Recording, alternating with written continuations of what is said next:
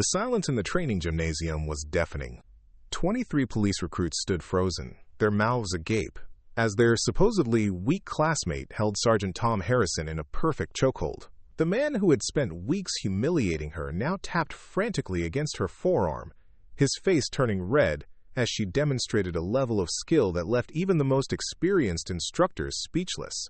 What happened next would change everything at Pine Valley Police Academy and expose a corruption scandal that reached the highest levels of law enforcement. Before we jump back in, tell us where you're tuning in from. And if this story touches you, make sure you're subscribed, because tomorrow, I've saved something extra special for you. My name is Sarah Mitchell, and at 32, I thought I understood what it meant to face adversity. Growing up in a single-parent household in Denver, I learned early that respect wasn't given freely. It had to be earned through actions, not words. After completing my degree in social work at Colorado State University, I spent 8 years working with at-risk youth in some of Denver's toughest neighborhoods. The work was rewarding but emotionally draining, and I often found myself wishing I could do more to address the root causes of the problems I witnessed daily. My path to law enforcement wasn't traditional. While most of my future classmates had dreamed of wearing a badge since childhood, my calling came gradually through my social work experience. I saw too many situations where dedicated social workers could identify problems but lacked the authority to take immediate action. I watched families torn apart by domestic violence, witnessed drug dealers preying on teenagers outside schools, and felt the frustration of knowing that evil existed but being limited in how I could fight it directly. The turning point came during a particularly difficult case involving a 14-year-old girl named Emma, whose stepfather had been abusing her for months.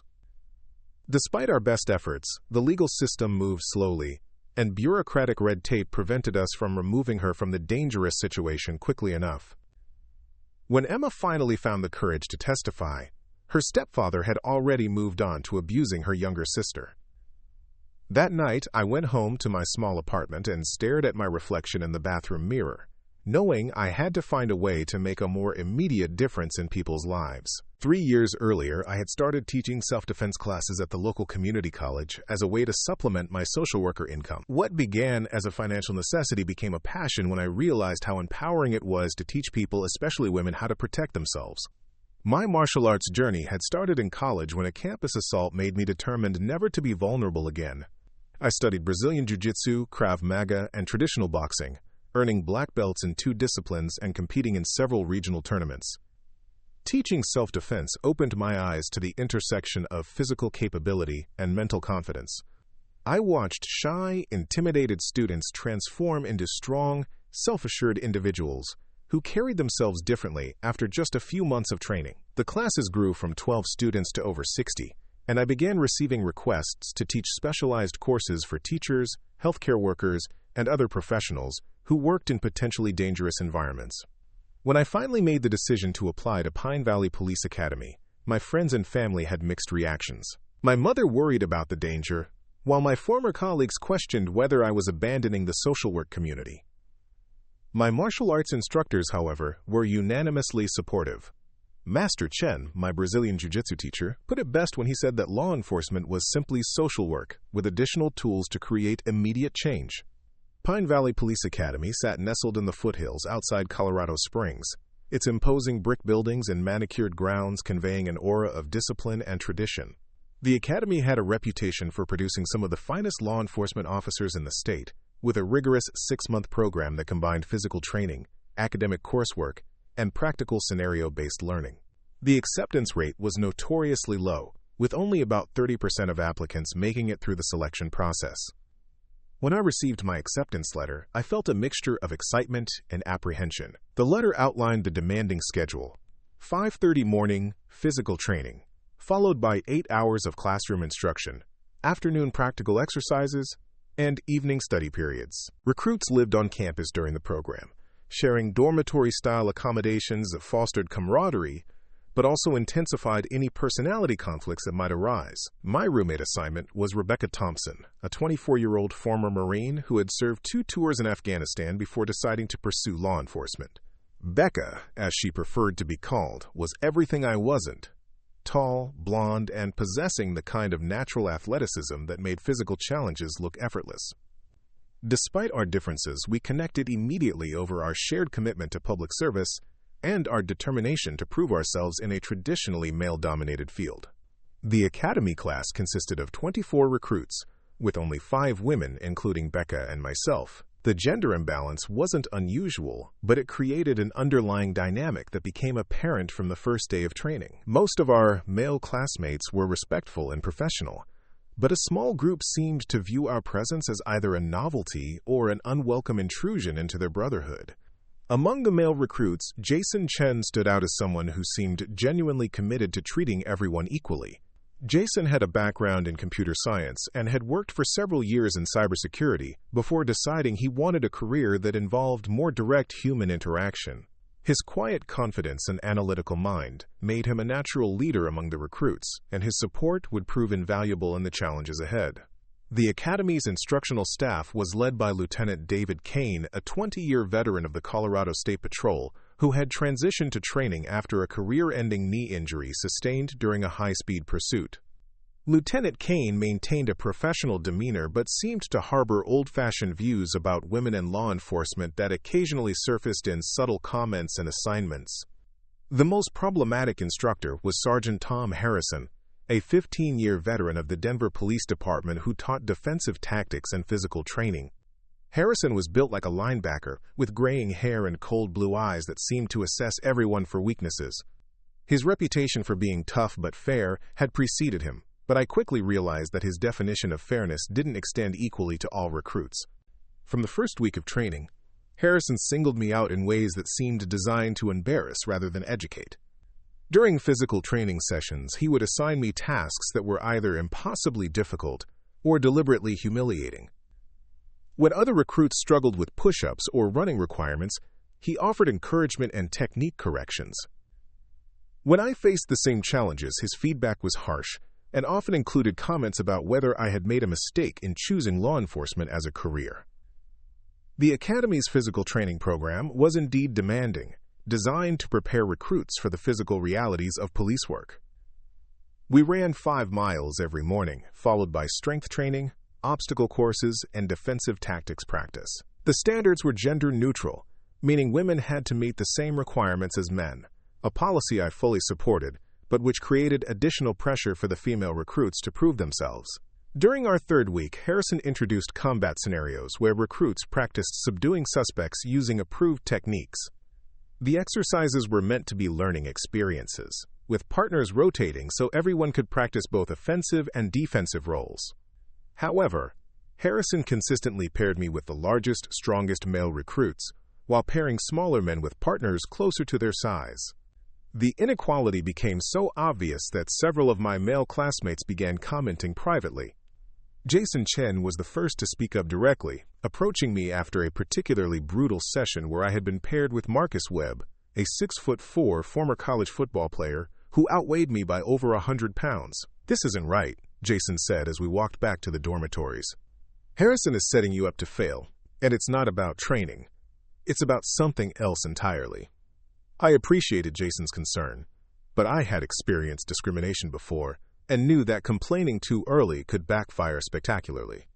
Instead, I decided to use the unfair treatment as motivation to improve my skills even further. Every evening after the mandatory study period, I practiced techniques in my room, visualizing scenarios and mentally rehearsing responses to various attacks.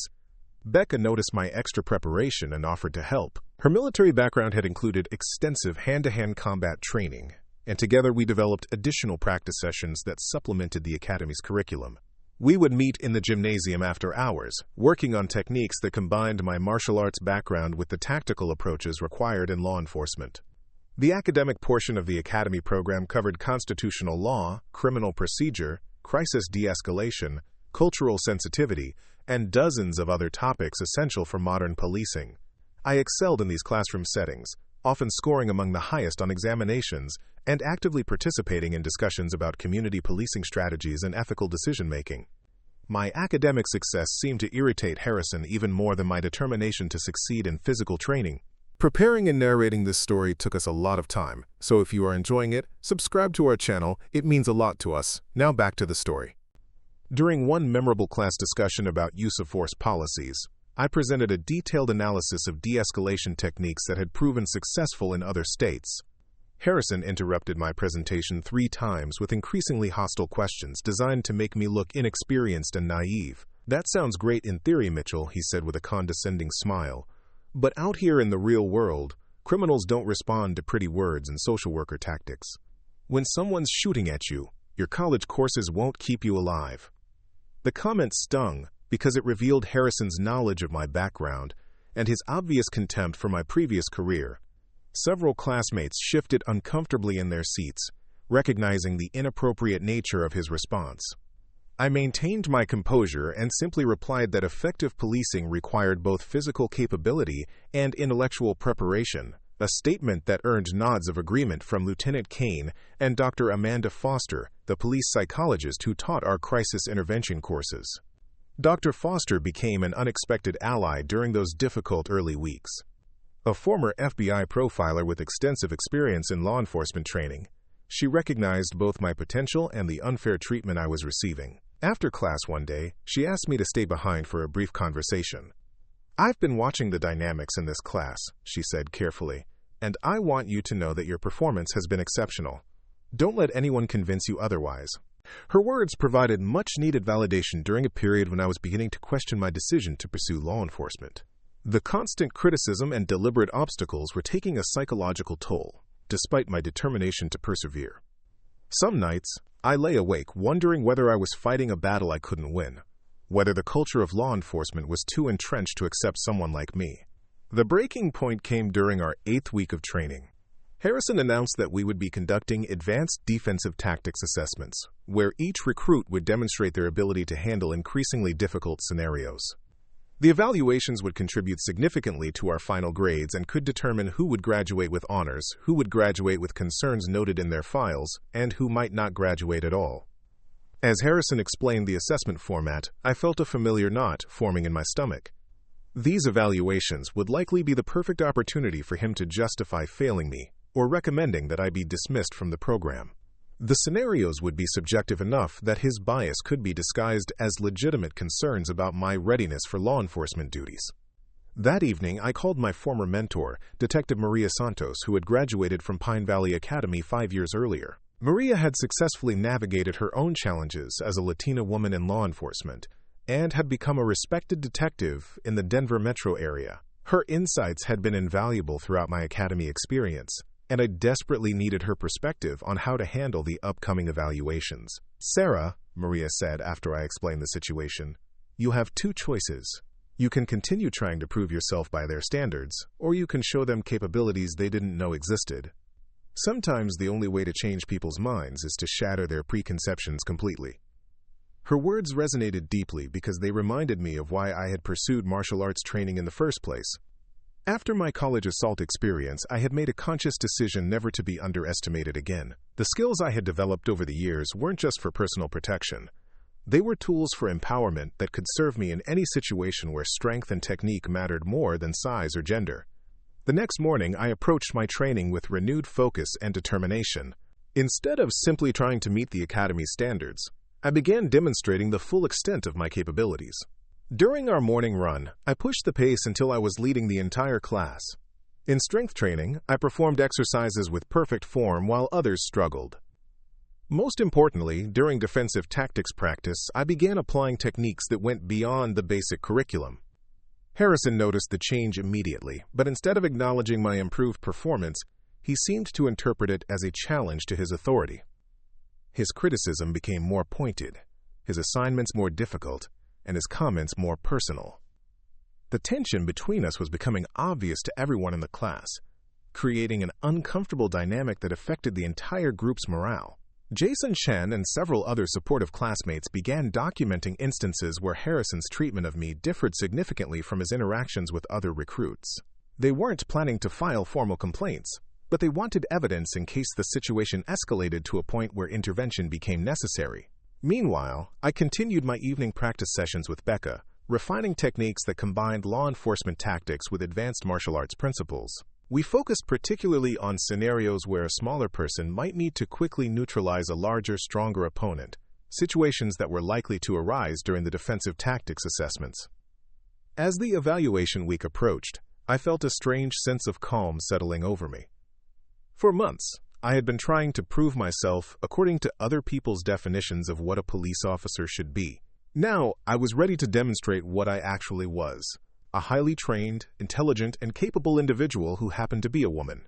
The upcoming assessments would be my opportunity to show everyone, including Harrison, that their assumptions about my limitations were completely wrong. The night before evaluations began, I received an unexpected visit from Lieutenant Kane. He knocked on my dormitory room door just as Becca and I were finishing our evening study session.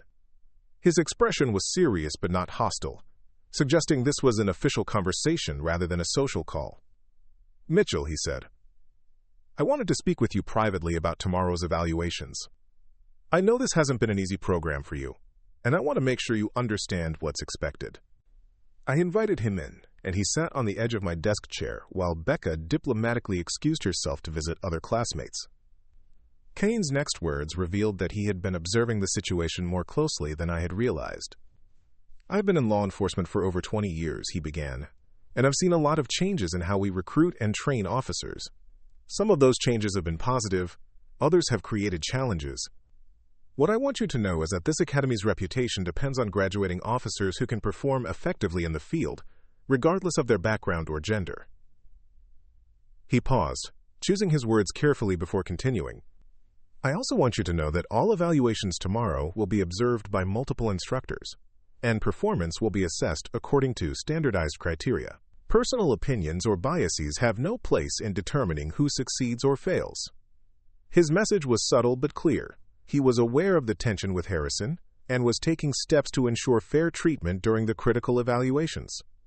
I thanked him for the clarification and assured him that I was prepared to demonstrate my capabilities according to any objective standards. After Kane left, I spent a few more minutes reviewing techniques and visualizing successful outcomes for the next day's challenges. Whatever obstacles Harrison might place in my path, I was ready to overcome them with skill, determination, and the kind of performance that would leave no room for subjective interpretation. The morning of evaluations arrived with crisp autumn air and clear skies that seemed to promise new possibilities. As I laced up my training shoes and prepared for what might be the most important day of my law enforcement career, I felt a quiet confidence that had been building for weeks.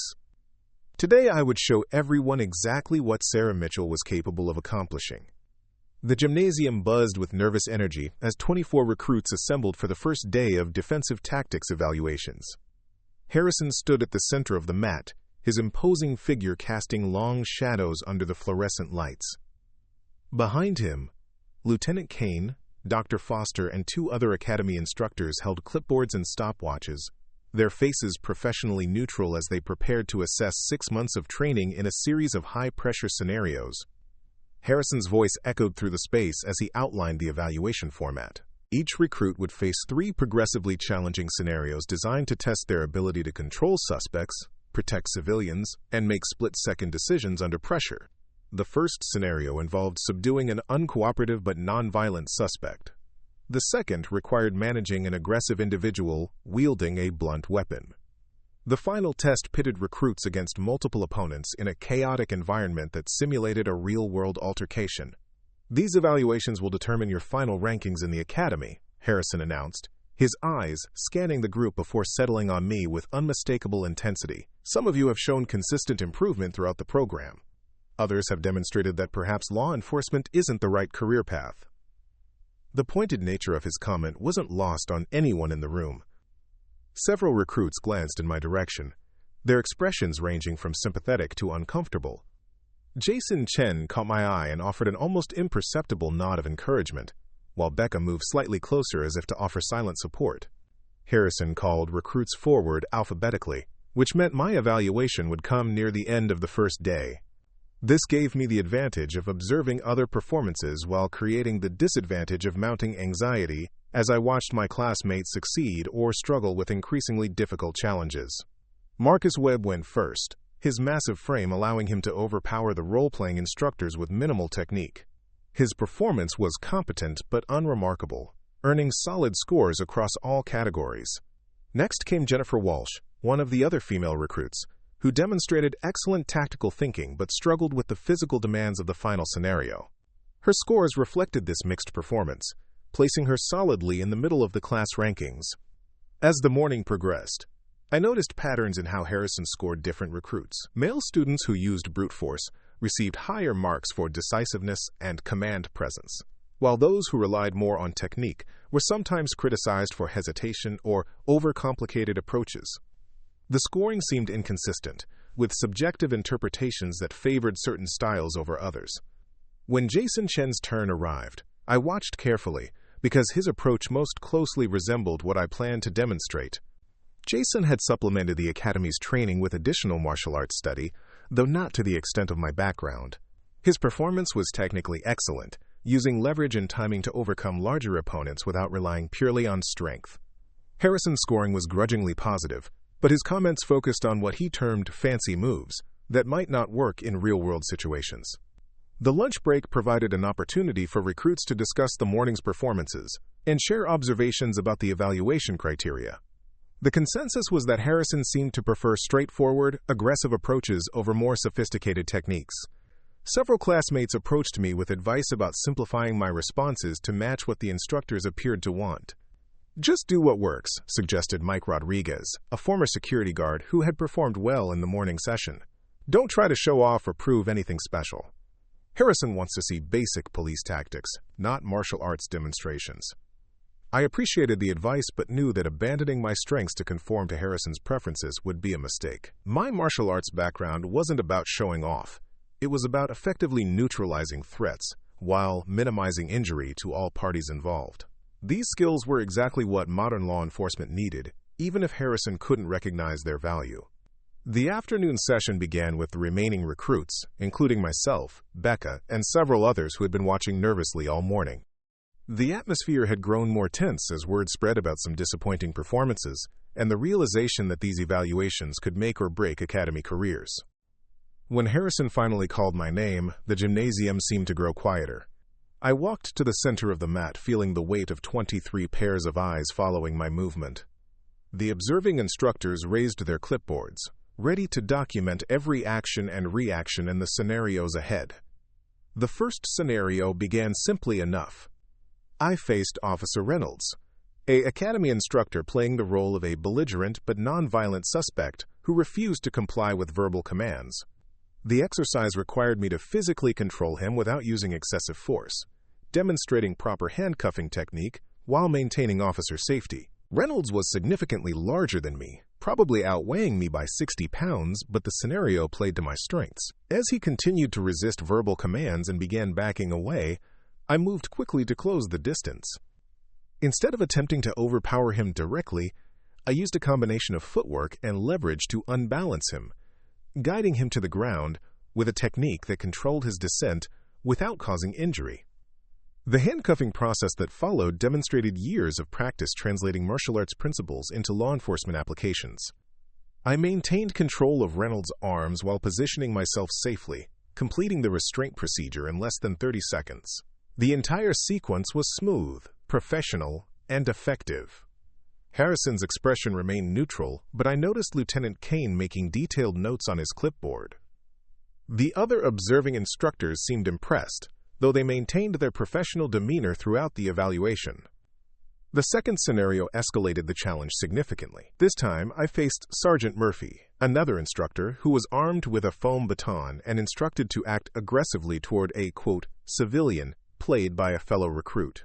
My task was to protect the civilian while neutralizing the threat, using appropriate force to disarm the suspect. Murphy came at me with realistic aggression, swinging the baton in wide arcs that could have caused serious injury if the weapon had been real. The scenario required quick decision-making about distance, timing, and technique selection. I couldn't simply absorb the attacks or hope to overpower someone wielding a weapon. My response combined elements from multiple martial arts disciplines.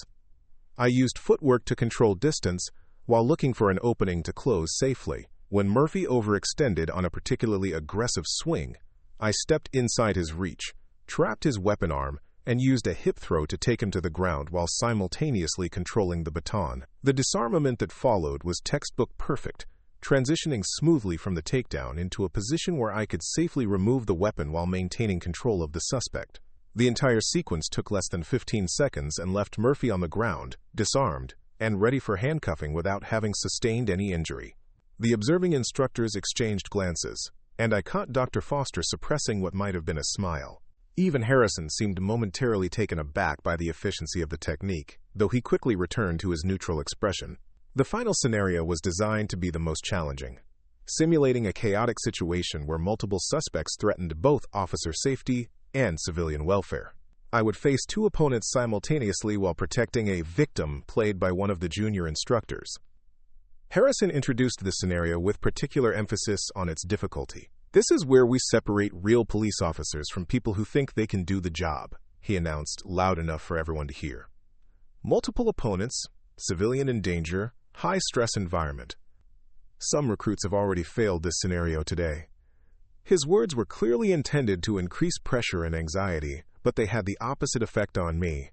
After months of enduring his subtle harassment and deliberate obstacles, this final challenge represented an opportunity to demonstrate capabilities he had consistently underestimated.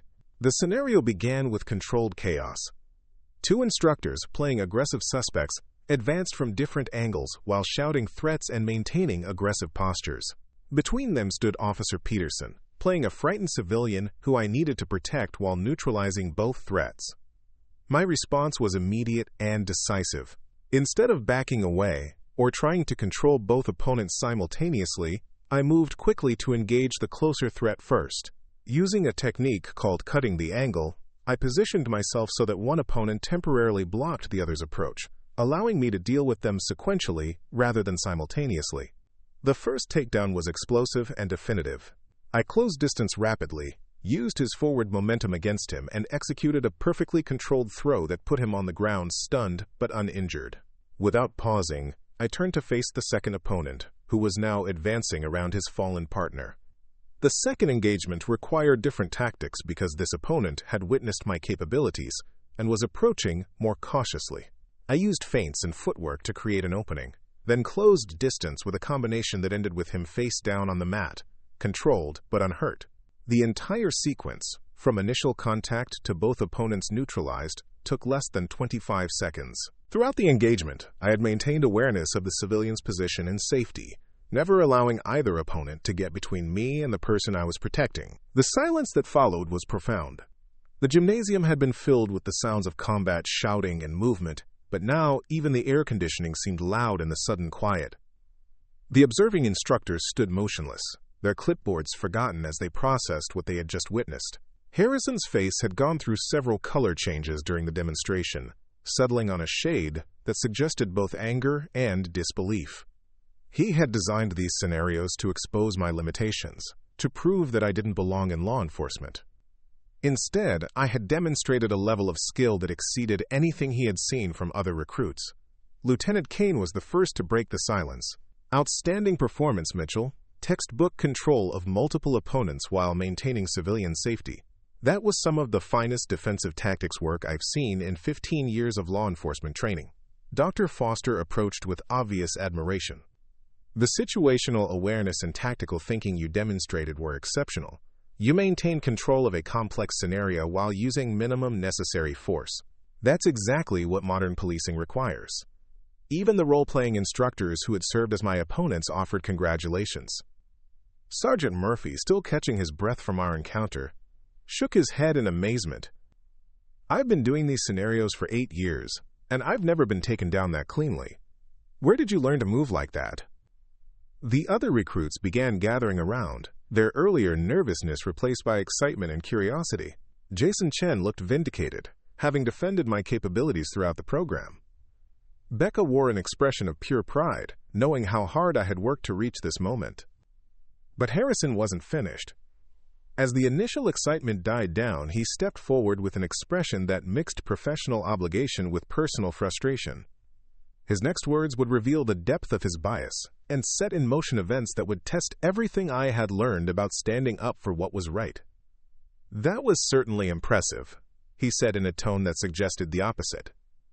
"But I have serious concerns about whether these techniques are appropriate for law enforcement applications. This isn't a martial arts tournament, it's police training. Officers need to use approved techniques that will hold up in court and won't expose the department to liability. The comment was professionally phrased but clearly intended to diminish my performance. He was suggesting that effective techniques were somehow inappropriate simply because they came from martial arts rather than traditional police training. The implication was that I had shown off rather than demonstrated practical skills. Lieutenant Kane's expression showed surprise at Harrison's response. "Sergeant, those techniques were textbook applications of the principles we teach here. The recruit used proper force escalation, maintained officer safety, and achieved tactical objectives with minimal risk to all parties." Harrison's jaw tightened as he realized his criticism wasn't being supported by the other instructors. "With respect, Lieutenant, I've been teaching defensive tactics for 12 years. These fancy moves might work in a controlled environment, but in the real world, officers need simple, reliable techniques that work under stress." Dr. Foster stepped forward, her voice carrying the authority of her FBI background. "Sergeant Harrison, what we just witnessed was exactly the kind of adaptive thinking and physical capability that modern law enforcement requires. The recruit demonstrated superior judgment, technical skill, and tactical awareness." The tension in the room was becoming palpable. Other recruits watched nervously as a disagreement between instructors played out in front of them. This was clearly unprecedented in academy history, with multiple instructors publicly disagreeing about an evaluation. Harrison realized he was being contradicted by his colleagues and decided to escalate his position. "I'm recommending that Mitchell repeat these scenarios using standard academy techniques only. We need to see that she can perform using methods that will be acceptable to future supervisors and departmental policies." The demand was unreasonable, and everyone knew it.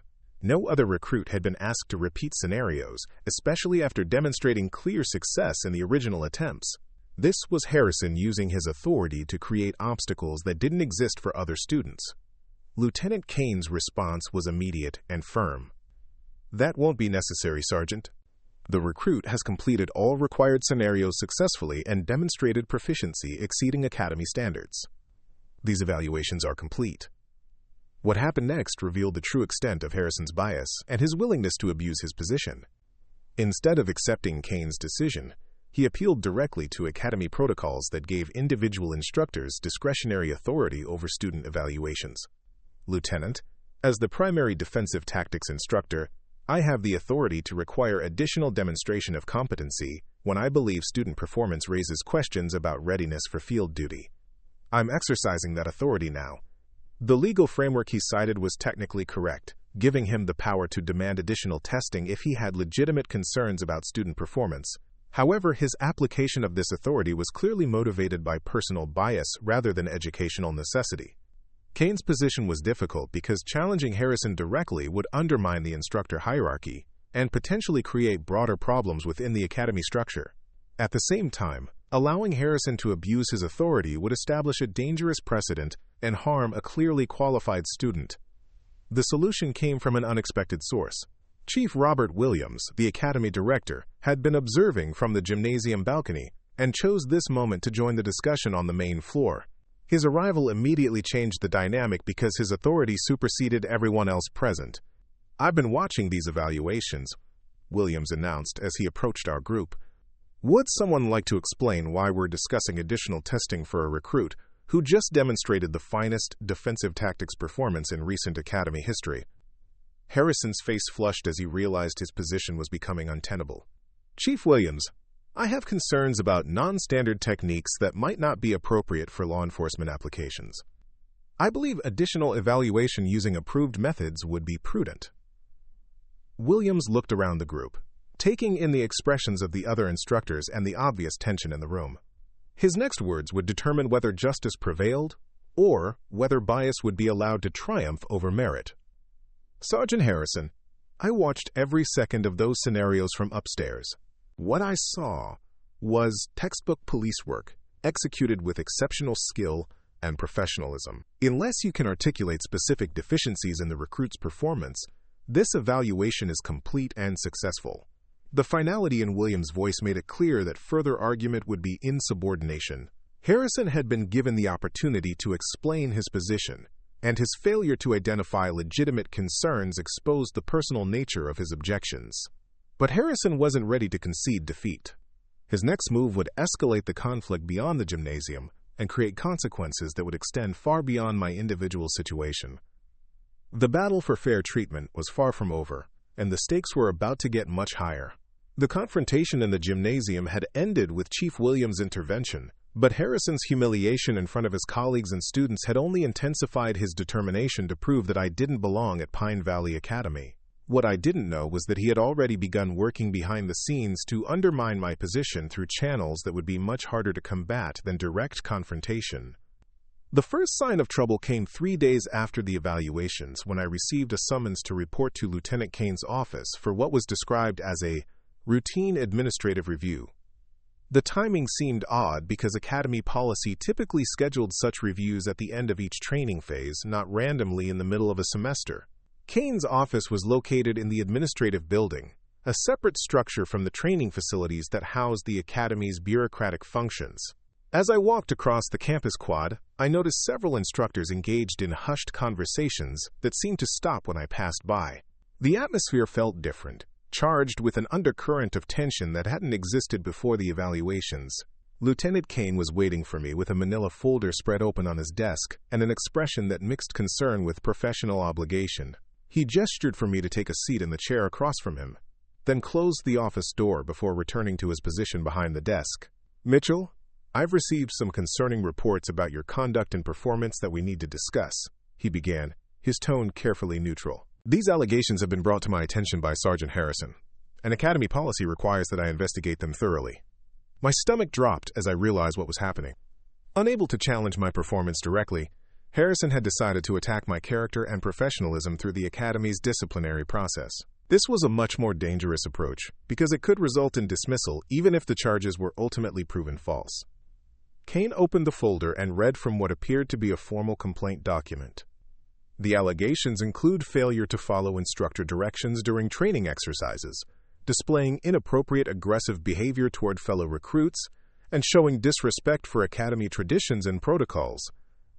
Each accusation was carefully crafted to be difficult to disprove while painting a picture of someone who was unsuitable for law enforcement despite technical competence. The claims were vague enough to allow for subjective interpretation while serious enough to justify removal from the program. "Lieutenant," I said carefully, "I'd like to understand the specific incidents that support these allegations. I believe I've been professional and respectful throughout my time here, and I'd appreciate the opportunity to address any misunderstandings." Kane nodded and began reading more specific claims. According to Harrison's report, I had repeatedly ignored directions to use standard Academy techniques during training sessions, instead, quote, showing off with unauthorized martial arts moves that undermined instructional authority. The complaint also alleged that I had intimidated other recruits through displays of excessive aggression and had expressed negative opinions about Academy training methods.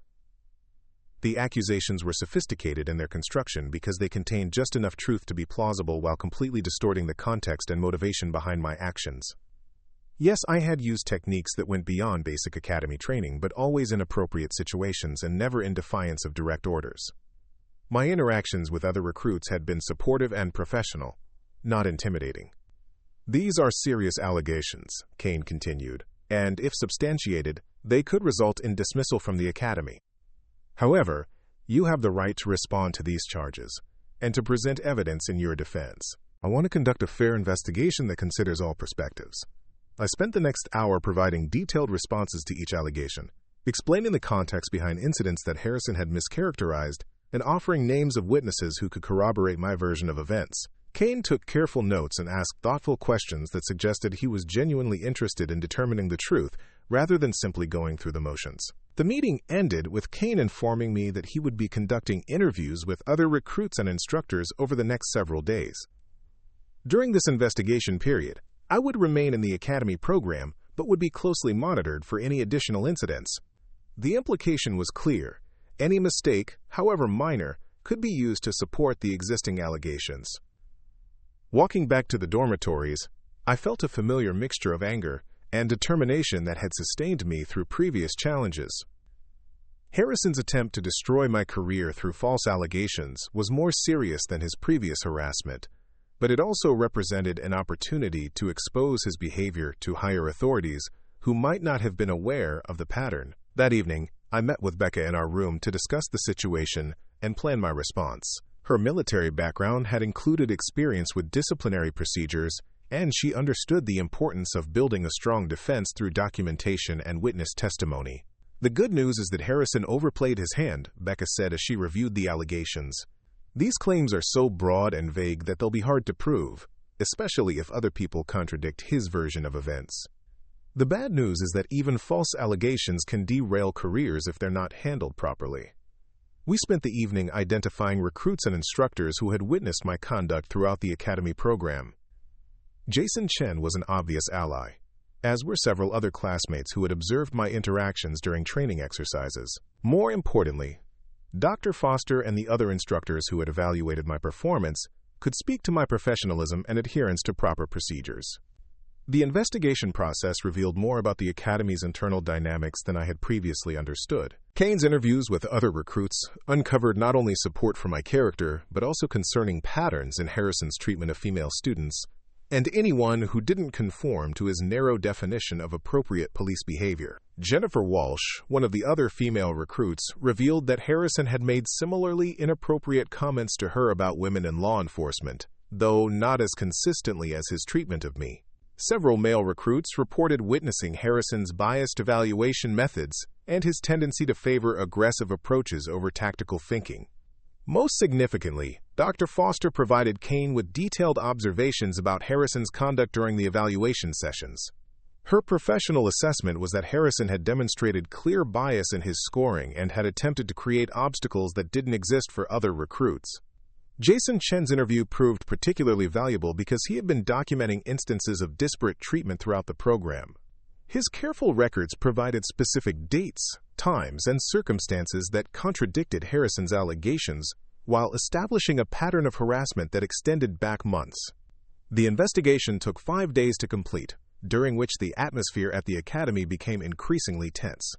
Word of the allegations had spread among the recruit class, creating divisions between those who supported me and others who either believed Harrison's version or simply wanted to avoid getting involved in the controversy.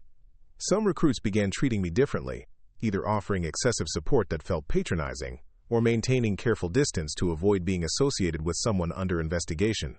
The stress of being constantly observed and evaluated for signs of the alleged behavioral problems was emotionally exhausting.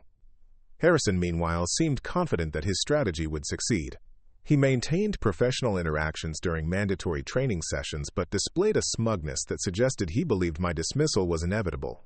His behavior toward other recruits became noticeably more aggressive, as if my impending removal had emboldened him to drop even the pretense of fairness. The turning point came when Kane discovered that Harrison had not followed proper procedures in filing his complaint. Academy regulations required that instructors discuss concerns with students directly before escalating to formal allegations, and that any complaints be supported by specific incidents documented at the time they occurred. Harrison's failure to address his concerns with me directly, combined with his inability to provide contemporary documentation for most of his allegations, suggested that the complaint was motivated by personal animosity rather than legitimate educational concerns. This procedural violation undermined the credibility of his entire case. More damaging to Harrison's position was Kane's discovery that this was not the first time he had filed questionable complaints against female recruits. A review of his personnel file revealed a pattern of conflicts with women in his classes that had resulted in several dismissals over the years, though none had been investigated as thoroughly as mine. The investigation concluded with Kane requesting a meeting that included Chief Williams and Dr. Foster. The presence of the Academy's top leadership suggested that the findings were significant enough to require high-level review and decision-making. Williams opened the meeting by outlining the investigation's scope and methodology, emphasizing the Academy's commitment to fair treatment for all recruits regardless of gender, background, or training philosophy. His tone suggested that the findings had been troubling enough to prompt broader institutional examination. After conducting extensive interviews and reviewing all available evidence, Kane reported, I found no credible support for the allegations against recruit Mitchell. Multiple witnesses contradicted the claims, and the evidence suggests that the complaint was motivated by personal bias rather than legitimate educational concerns. Dr. Foster added her professional assessment that my conduct had been exemplary throughout the program, and that my performance had exceeded academy standards in all measurable categories. She also expressed concern about the pattern of complaints Harrison had filed against female recruits over the years. Williams then addressed the broader implications of the investigation. This case has revealed systemic issues in our training program that require immediate attention. We cannot allow personal bias to interfere with the education and evaluation of future law enforcement officers. What happened next surprised everyone in the room, including me. Instead of simply dismissing the allegations against me, Williams announced that the Academy would be conducting a comprehensive review of Harrison's teaching methods and evaluation practices. This review would examine his treatment of all recruits over the past 3 years, with particular attention to gender-based disparities in scoring and advancement. Harrison's reaction to this announcement revealed the depth of his bias and his sense of entitlement. Rather than accepting the investigation gracefully or attempting to defend his methods professionally, he launched into a tirade about changing standards and the declining quality of recruits that exposed attitudes that had no place in modern law enforcement. This academy has been training real police officers for 50 years, he declared, his voice rising with each word. We don't need to lower our standards or change our methods to accommodate people who can't handle traditional police work. Some people just aren't cut out for this job, and it's not my fault if they can't accept that reality. The room fell silent as everyone processed the implications of Harrison's outburst. He had essentially confirmed that he had been applying different standards to different recruits based on his personal prejudices rather than objective performance criteria. Williams' response was swift and decisive. Sergeant Harrison, your comments demonstrate exactly the kind of bias that has no place in law enforcement training. Effective immediately, you are suspended from all teaching duties, pending a full review of your conduct and methods. The suspension sent shockwaves through the academy community. Harrison had been a fixture in the defensive tactics program for over a decade, and his removal represented a significant shift in the institution's culture and priorities. For me, the resolution felt like vindication, but also highlighted how close I had come to having my career destroyed by one person's prejudices. If Kane hadn't conducted a thorough investigation, or if other recruits hadn't been willing to speak truthfully about their observations, Harrison's false allegations might have succeeded. The aftermath of Harrison's suspension created new challenges and opportunities. With the primary defensive tactics instructor gone, the academy had to quickly reorganize its training program. Dr. Foster stepped in to provide temporary leadership while the administration searched for a permanent replacement. The change in instruction revealed how much Harrison's bias had influenced the entire program. Under new leadership, training focused more on tactical thinking and de-escalation techniques rather than purely physical dominance. Female recruits and smaller male students began performing better as instruction emphasized technique and intelligence over raw strength. My own position in the academy became somewhat complicated by the publicity surrounding the investigation. Some recruits and instructors now treated me as a symbol of progress and reform, while others seemed to view me as someone who had caused trouble for a respected colleague. Neither perception felt entirely comfortable because I had never sought to be a representative of anything other than my own qualifications and character. The most significant development was Chief Williams' decision to implement new policies designed to prevent future incidents of bias and discrimination. These policies included mandatory training for all instructors on fair evaluation practices, regular review of grading patterns to identify potential disparities, and anonymous feedback systems that allowed recruits to report concerns without fear of retaliation. Perhaps more importantly, the academy began actively recruiting instructors with diverse backgrounds and perspectives. The goal was to create a training environment that reflected the communities that graduates would serve, rather than perpetuating outdated approaches that had been developed for a different era of policing. As the investigation concluded and normal academy operations resumed, I found myself in an unexpected position of influence and responsibility. Younger recruits, particularly women and minorities, began seeking my advice about dealing with discrimination and building confidence in challenging environments. This mentoring role taught me valuable lessons about leadership that would prove essential in my future law enforcement career. I learned that standing up for what's right often requires not just personal courage, but also the willingness to help others find their own strength and voice. The experience also reinforced my understanding that real change in institutions like law enforcement requires persistent effort from individuals who are willing to challenge unfair practices, even when doing so involves personal risk. Harrison's removal was just one victory in a much larger struggle to modernize police training and create opportunities for all qualified candidates. As my academy graduation approached, I reflected on how much the program had changed both me and the institution itself. What had begun as a personal journey to transition from social work to law enforcement had become something much larger, a catalyst for examining and improving the way future officers were trained and evaluated. The lessons learned during those difficult months would shape my approach to law enforcement throughout my career. I had discovered that technical skills and physical capability were important, but that courage, integrity, and the willingness to stand up for others were equally essential qualities for effective police work. Most importantly, I had learned that institutions could change when individuals were willing to demand better. Harrison's departure and the policy reforms that followed proved that even entrenched bias could be overcome when people worked together to create accountability and transparency. The final weeks of academy training passed quickly as our class prepared for graduation and assignment to law enforcement agencies throughout Colorado. The atmosphere was markedly different from the tension-filled environment that had existed during Harrison's tenure, with recruits feeling more confident about expressing different perspectives and approaches to police work. My own graduation assignment would take me to a mid-sized department where I could apply everything I had learned about both law enforcement techniques and organizational change.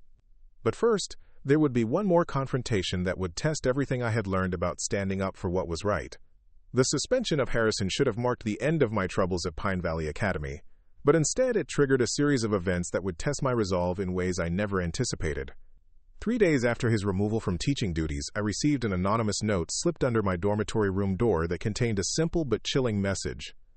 "This isn't over. You've made enemies you can't imagine." The note itself was concerning enough, but what made it truly troubling was the timing and the implications about Harrison's connections within the law enforcement community. His 15 years with the Denver Police Department had given him relationships throughout Colorado's police agencies, and a sudden departure from the academy would require explanations that might not reflect favorably on me. Becca found the note when she returned from evening study session and immediately insisted we report it to Lieutenant Kane. Her military background had taught her to take threats seriously, especially when they involved potential retaliation for official actions. The anonymous nature of the message made it impossible to prove Harrison's involvement, but the timing suggested a connection that couldn't be ignored. Kane's response to the note was swift and comprehensive. He immediately implemented additional security measures around the dormitory area and assigned a senior instructor to monitor any unusual activity or communications involving academy personnel. More importantly, he began reaching out to his contacts in local law enforcement agencies to warn them about potential misinformation that might be spread about my character or performance. The protective measures proved prescient when I received a phone call the following evening from Detective Maria Santos, my mentor in the Denver metro area. Her voice carried a tension that immediately put me on alert as she described a conversation she had overheard at a regional law enforcement meeting. "Sarah, I need to tell you about something that happened at today's supervisors' conference," Maria said carefully. Tom Harrison was there, supposedly representing the Academy's training division, and he was talking to several department heads about concerns with current Academy standards and specific recruits who might not be suitable for law enforcement. The revelation that Harrison was still representing himself as speaking for the Academy, despite his suspension, was both infuriating and strategically dangerous. He was using his temporary access to official functions to spread his version of events before the truth could reach the same audience. Maria continued with more disturbing details. "He didn't mention you by name, but his description of a problematic recruit with martial arts background who had difficulty following standard procedures was clearly targeting you." Several department heads seemed receptive to his concerns, especially those from smaller agencies who rely heavily on Academy recommendations. This information revealed the sophistication of Harrison's retaliation strategy. Rather than direct confrontation, he was systematically poisoning my professional reputation within the law enforcement community before I even graduated. Departments that might have been interested in hiring me would receive negative information from a seemingly credible source, making it nearly impossible to secure employment even if I completed the academy successfully. The next morning brought confirmation that Harrison's campaign was having real effects. I received a call from Captain Rodriguez at the Pueblo Police Department, where I had submitted an application for a patrol officer position. Her tone was professionally neutral, but carried undertones that suggested the conversation would not go well.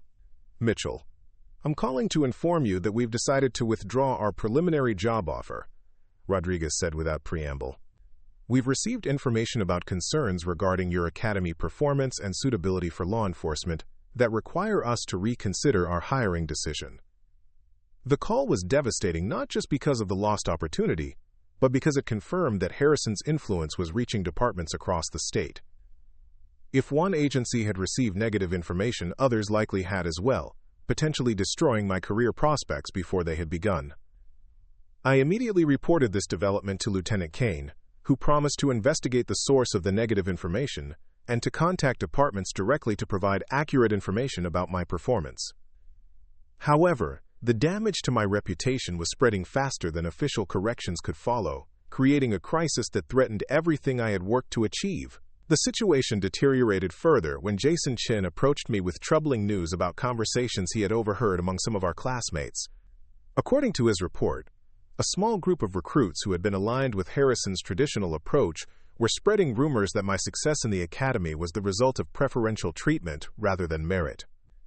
They're saying that the administration is lowering standards to accommodate people who can't handle real police work, Jason reported with obvious disgust. Some of them are even claiming that your martial arts demonstrations were staged to make you look better than you actually are.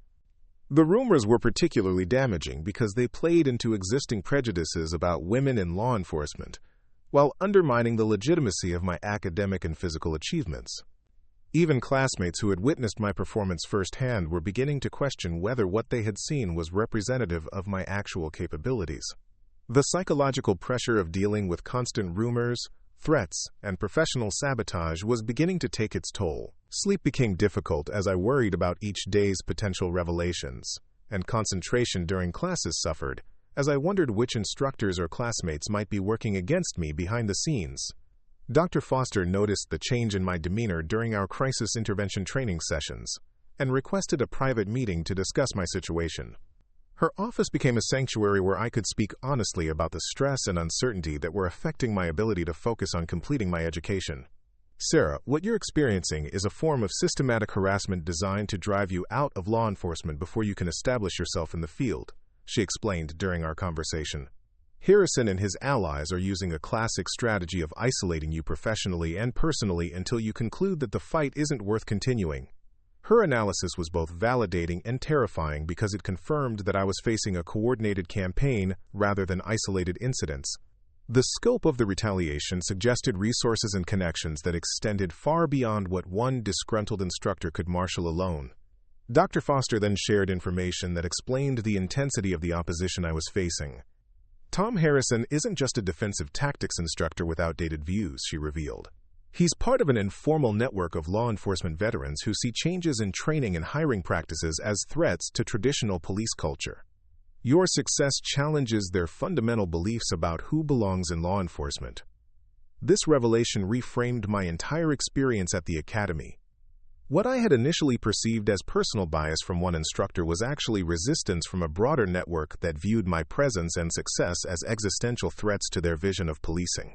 The stakes were much higher than my individual career, because my success or failure would influence how future non-traditional candidates were treated. Understanding the broader context helped me develop a more strategic approach to fighting back.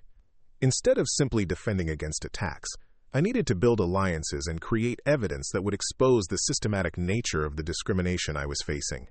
The opportunity to go on the offensive came when Chief Williams called me to his office for what he described as an urgent discussion about developments in my case. His expression was grim as he outlined new information that had come to light during the investigation of Harrison's conduct. We've discovered that Harrison has been maintaining unofficial files on recruits that include personal opinions and assessments that go far beyond official evaluation criteria, Williams explained.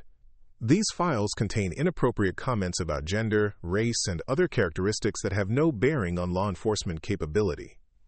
The unofficial files represented a smoking gun that proved systematic bias in the Academy's evaluation process. Harrison had been documenting his prejudices and using them to influence official decisions about recruit advancement and graduation recommendations. More significantly, Williams revealed that Harrison's files included communications with contacts at various law enforcement agencies where he had been sharing negative assessments of recruits he deemed unsuitable. This discovery provided evidence of the professional sabotage that had cost me the job opportunity in Pueblo and potentially affected other employment prospects. We're prepared to take this evidence to the State Attorney General's office as part of a broader investigation into discrimination in law enforcement training, Williams continued. However, we want to make sure you understand the implications of pursuing this course of action. The decision to escalate the matter to state-level investigation would provide official validation of the discrimination I had experienced, but it would also make me a central figure in a highly publicized case that could affect my ability to work in law enforcement. Some agencies might view me as a troublemaker regardless of the merits of my case. After discussing the situation with Becca, Jason, and Dr. Foster, I decided that pursuing justice was worth the personal risks involved. The evidence we had uncovered could help other current and future recruits who might face similar discrimination, making the potential benefits greater than the costs to my individual career. My decision to cooperate with the state investigation marked the beginning of a new phase in the conflict. Instead of being the target of systematic harassment, I became an active participant in exposing corruption and bias within the law enforcement training system. The State Attorney General's office assigned Assistant Attorney General Rebecca Martinez to lead the investigation. Martinez was a former federal prosecutor with extensive experience in civil rights cases who understood both the legal complexities and the political sensitivities involved in challenging law enforcement institutions. Martinez's first step was to secure all of Harrison's unofficial files and communications before they could be destroyed or altered. This required coordinating with Academy administrators to preserve evidence while maintaining the confidentiality necessary for an effective investigation. The scope of what investigators discovered was broader and more disturbing than anyone had anticipated. Harrison's files revealed systematic discrimination not just against women, but also against minority recruits, older candidates, and anyone whose background didn't conform to his narrow definition of appropriate police material. More troubling were communications showing that Harrison had been coordinating with instructors at other training academies across the region to share information about problematic recruits and to ensure that non-traditional candidates faced obstacles regardless of where they trained. The investigation also uncovered financial irregularities related to Harrison's outside consulting work with law enforcement agencies. He had been using his academy position to generate private income through training contracts that created conflicts of interest and potentially violated state ethics regulations. As the investigation expanded, I found myself working closely with other recruits and former students who had experienced similar discrimination. Jennifer Walsh came forward with detailed accounts of harassment she had endured, while several male minority recruits described evaluation practices that had prevented them from advancing, despite strong performance. The solidarity among affected recruits was empowering, but it also revealed the extent to which discrimination had been normalized within the academy system. Recruits had been reluctant to complain individually because they assumed their experiences were isolated incidents rather than patterns of systematic bias. Building the case required extensive documentation and witness testimony that consumed weeks of investigation and preparation. Each piece of evidence had to be carefully verified and corroborated to ensure that any eventual legal action would be supported by irrefutable proof of wrongdoing. During this period, Harrison and his allies escalated their campaign of intimidation and professional sabotage. Anonymous complaints were filed against me with the state licensing board, and rumors were spread suggesting that I was seeking special treatment or attempting to lower academy standards.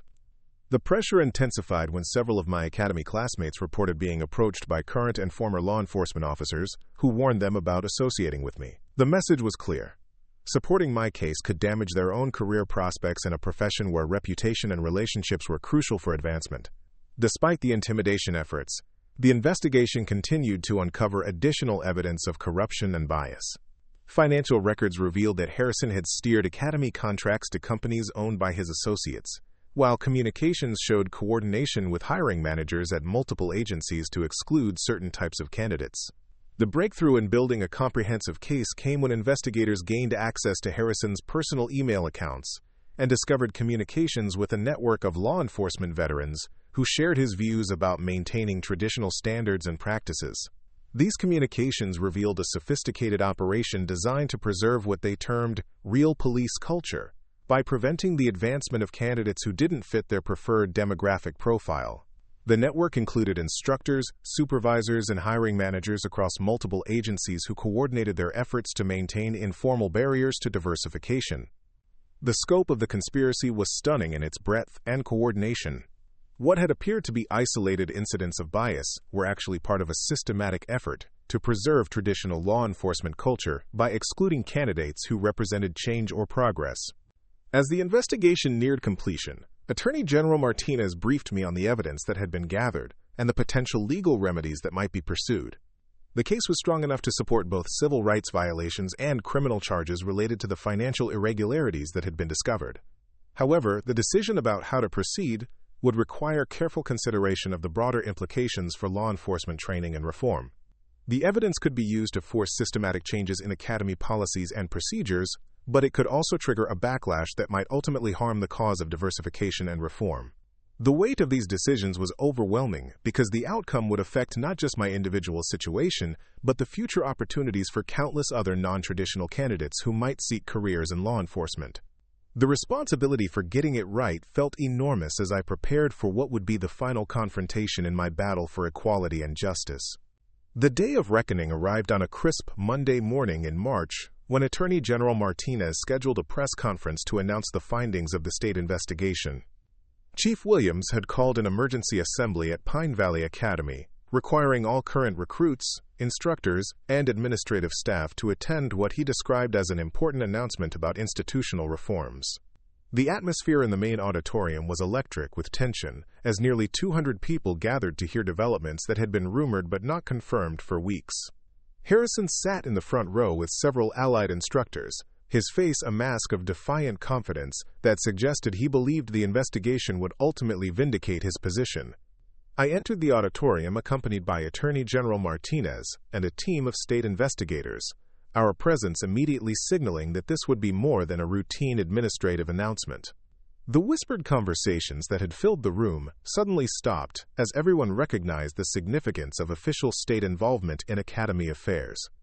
Chief Williams opened the assembly by acknowledging the difficult period the academy had experienced and emphasizing the institution's commitment to fair treatment for all recruits regardless of background or characteristics unrelated to law enforcement capability. His words were carefully chosen to prepare the audience for revelations that would be both shocking and transformative.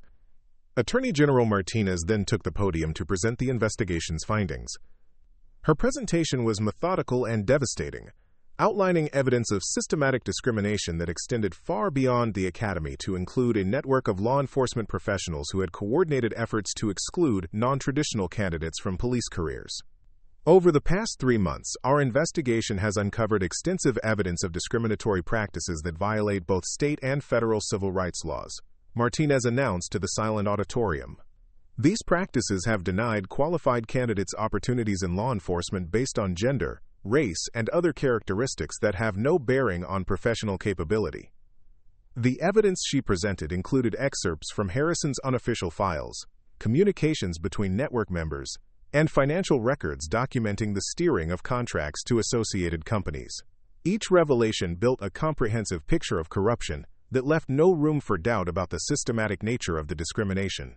Most damaging were recordings of phone conversations between Harrison and hiring managers at various agencies where they discussed strategies for excluding specific types of candidates without explicitly violating anti-discrimination laws. The conversations revealed a level of coordination and intent that made their actions clearly illegal rather than simply biased. Harrison's confident expression gradually transformed into one of shock and disbelief as the extent of the evidence against him became clear. He had apparently believed that his communications were private and that his network's activities were too subtle to be detected by outside investigators. The financial evidence was equally compelling, showing that Harrison had received payments from companies that subsequently received academy contracts, creating clear conflicts of interest that violated state ethics regulations. The amounts involved were substantial enough to constitute criminal violations rather than minor administrative infractions. Martinez then announced the consequences that would flow from the investigation's findings. Based on this evidence, the state is filing civil rights lawsuits against multiple individuals and agencies involved in these discriminatory practices. Additionally, criminal charges are being filed related to ethics violations and fraud in the contracting process. The announcement sent shockwaves through the auditorium as people realized that the consequences would extend far beyond the academy to affect law enforcement agencies across the state. The scope of the legal action was unprecedented in Colorado law enforcement history. Harrison stood abruptly and attempted to leave the auditorium, but state investigators moved to block his exit. Martinez continued her presentation as Harrison was formally arrested on charges of ethics violations, fraud, and conspiracy to violate civil rights. The dramatic arrest in front of his colleagues and students provided a powerful symbol of accountability that had been missing from the law enforcement community. The civil rights lawsuits would target not just individual perpetrators, but also the agencies and institutions that had allowed discriminatory practices to continue unchecked. The goal was to force systematic reforms that would prevent future incidents while providing compensation for victims of the discrimination. More immediately, the state announced emergency reforms for Pine Valley Academy that would take effect immediately.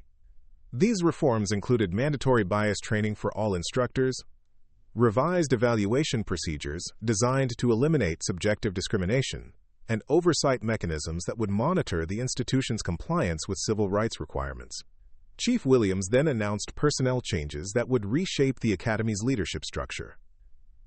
Harrison's immediate termination was followed by the removal of several other instructors who had been identified as participants in the discriminatory network. Their replacements would be selected through a transparent process that prioritized both professional qualifications and commitment to equality. The Academy's new defensive tactics program would be led by Captain Maria Rodriguez, a highly respected trainer with extensive experience in modern law enforcement techniques and a strong commitment to inclusive training methods. Her appointment represented a fundamental shift toward approaches that emphasized tactical thinking and de-escalation over pure physical dominance. For me personally, the vindication was overwhelming after months of uncertainty and struggle. Attorney General Martinez announced that the state would be providing letters of recommendation to law enforcement agencies across Colorado, explaining my role in exposing the discrimination and emphasizing my exceptional qualifications for police work. The letter to Pueblo Police Department resulted in an immediate restoration of my job offer, along with an apology from Captain Rodriguez for the earlier withdrawal based on false information. Similar corrections were sent to other agencies that had received negative reports about my character or performance. More significantly, the state established a special hiring program designed to ensure that victims of the discrimination would receive priority consideration for law enforcement positions. This program recognized that talented candidates had been systematically excluded and sought to remedy those injustices through proactive recruitment and placement. The legal victories were complemented by changes within the academy community itself. My classmates, who had initially been divided about the situation, now united in support as they understood the scope of what had been uncovered. The solidarity that emerged helped heal divisions that had been created by months of rumors and uncertainty. Jason Chen was elected class representative for the new Student Advisory Committee that would provide ongoing feedback about training methods and institutional climate. His leadership helped establish communication channels that would prevent future problems from festering unaddressed. Becca was selected to serve on the Academy's new Diversity and Inclusion Committee, where her military experience and natural leadership abilities could contribute to developing policies that would create opportunities for all qualified candidates regardless of background. The graduation ceremony 3 months later was transformed by the reforms that had been implemented throughout the spring semester. Instead of the traditional emphasis on hierarchy and conformity, the ceremony celebrated diversity of background and approach, while maintaining high standards for professional competence. I graduated first in my class academically and received special recognition for leadership and integrity. The awards were meaningful not just as personal achievements, but as symbols of the Academy's commitment to recognizing excellence in all its forms, rather than favoring candidates who fit narrow traditional profiles. Chief Williams used his graduation address to emphasize the lessons learned from the recent crisis and the institution's commitment to continuous improvement. His words acknowledged past failures while pointing toward a future where law enforcement training would prepare officers for the diverse communities they would serve. The keynote speaker was Attorney General Martinez, who spoke about the importance of integrity and courage in law enforcement careers. Her presence at the ceremony sent a clear message that the state would continue monitoring the Academy's progress and supporting reforms that promoted equality and justice. My assignment after graduation was to the Colorado Springs Police Department, where I would work under Captain Jennifer Walsh, a former Academy graduate who had been promoted rapidly after demonstrating exceptional leadership capabilities. The department had specifically requested me based on my Academy performance and my demonstrated commitment to professional excellence. The criminal trials of Harrison and his co-conspirators took place over the following year, resulting in convictions on multiple charges and prison sentences that reflected the seriousness of their crimes. The trials received extensive media coverage that educated the public about discrimination in law enforcement while demonstrating that such behavior would not be tolerated. The civil rights lawsuits resulted in substantial settlements that funded improvements to law enforcement training programs across the state. The money was used to develop new curricula, train instructors in bias recognition, and create oversight mechanisms that would prevent future discrimination. Perhaps most importantly, the cases established legal precedents that strengthened protections for non-traditional candidates in law enforcement careers. Future victims of discrimination would have clearer legal remedies and stronger enforcement mechanisms to ensure equal treatment. 1 year after graduation, I received an invitation to return to Pine Valley Academy as a guest instructor for the new Ethics and Professional Conduct course that had been added to the curriculum. The opportunity to teach future officers about integrity and equality represented a full-circle moment that validated the struggles of the previous year. Standing in the same gymnasium where I had once faced Harrison's hostility, I looked out at a diverse class of recruits that included more women and minorities than any previous academy class. The changes we had fought for were becoming visible in the faces and backgrounds of the students who would shape the future of law enforcement. The new training methods emphasized critical thinking, cultural competency, and de-escalation techniques alongside traditional physical skills.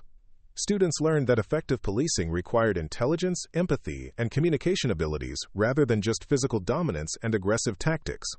During my teaching sessions, I shared lessons about standing up for what's right even when doing so involves personal risk. The students understood that real leadership sometimes requires challenging unfair systems and advocating for positive change despite potential consequences. The Academy's transformation became a model for law enforcement training programs in other states, with delegations visiting to study the reforms and implementation strategies. The success demonstrated that institutional change was possible when leaders committed to meaningful reform and accountability. My own career flourished in the reformed environment, with rapid advancement through patrol, detective, and supervisory positions. The skills I had developed in martial arts proved invaluable in the field, allowing me to resolve dangerous situations with minimal force while maintaining officer and public safety. The network of officers who had graduated from the Reformed Academy created a new culture within Colorado law enforcement that emphasized professionalism, integrity, and community service. This culture spread to other agencies as graduates assumed leadership positions and implemented similar values in their own departments. 5 years after graduation, I was promoted to lieutenant and assigned to oversee recruitment and training for the Colorado Springs Police Department. The position allowed me to ensure that hiring practices remained fair and that new officers received training that prepared them for modern policing challenges. The transformation of Pine Valley Academy and its impact on law enforcement culture across Colorado demonstrated that change was possible when individuals were willing to stand up for what was right. The battle I had fought as a recruit had evolved into systematic reforms that would benefit countless future officers and the communities they served. Looking back on that difficult year at the Academy, I realized that the greatest victory wasn't my personal success, but the institutional changes that ensured other talented candidates would have fair opportunities to serve in law enforcement. The courage to challenge discrimination had created lasting reforms that would outlive any individual career. The lesson I learned was that progress requires both personal excellence and the willingness to fight for systemic change. Individual achievement means little if unjust systems continue to exclude other qualified candidates who could make valuable contributions to public service. Today, Pine Valley Academy stands as proof that even deeply entrenched discrimination can be overcome when people work together to demand accountability and justice. The transformation required courage, persistence, and sacrifice, but it created opportunities for future generations that made every challenge worthwhile. Sometimes the most important battles are fought not for personal advancement, but for the principle that merit and character should determine success rather than prejudice and bias. The victory at Pine Valley Academy represented both personal vindication and a step forward for equality in law enforcement that continues to benefit officers and communities across Colorado. Up next, you've got 2 more standout stories right on your screen. If this one hit the mark, you won't want to pass these up. Just click and check them out.